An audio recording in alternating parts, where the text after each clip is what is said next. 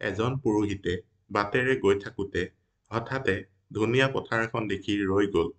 তেওঁ পথাৰৰ দাঁতিতে ৰৈ প্ৰচুৰ শস্য আৰু পথাৰখনৰ প্ৰশংসা কৰিবলৈ ধৰিলে।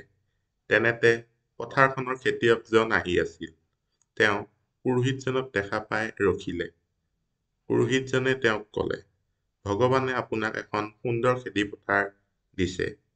তাৰ বাবে আপুনি কৃতজ্ঞ হোৱা উচিত। হয়, কৃষকজনে উত্তৰ দিলে। ভগৱানে মোক এখন সুন্দৰ পথাৰেৰে আশীৰ্বাদ দিছে আৰু তাৰ বাবে মই কৃতজ্ঞ। কিন্তু গোটেই পথাৰখন উদং হৈ থকাৰ সময়ত আপুনি এই পথাৰখন চাব লাগিছিল। তেওঁৰ খৰতকীয়া উত্তৰত পুৰোহিতজন আচৰিত হ'ল।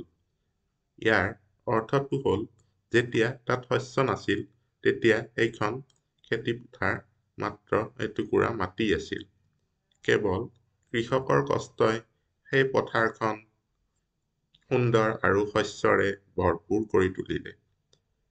ঈশ্বৰে কেৱল নিজেই কষ্ট কৰা সকলকহে সহায় কৰে, আৰু যি মানুহবোৰে কেৱল কথাবোৰ হ'বলৈ অপেক্ষা কৰে, কেতিয়াও কষ্ট কৰিব নোখোজে, তেওঁলোকক ঈশ্বৰে কেতিয়াও সহায় নকৰে।